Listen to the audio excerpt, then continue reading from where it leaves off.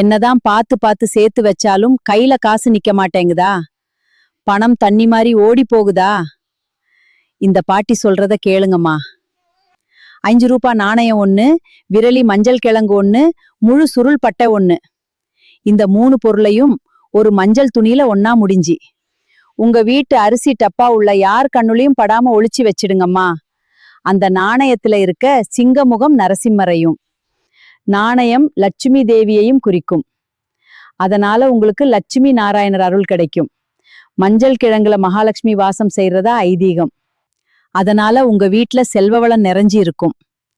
முழு சுருள் பட்டை பணத்தை ஈர்க்கும் சக்தி வாய்ந்தது. உங்க வீட்ல பணவரவு அதிகரிக்கும். இந்த தகவல் பாரம்பரிய நம்பிக்கையா பின்பற்றப்படுது.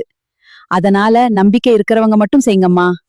யாருக்கெல்லாம் இந்த பாட்டி சொல்றதுல நம்பிக்கை இருக்கோ ஒரு லைக் பண்ணிட்டு அம்மானு கமெண்ட் பண்ணுங்கம்மா.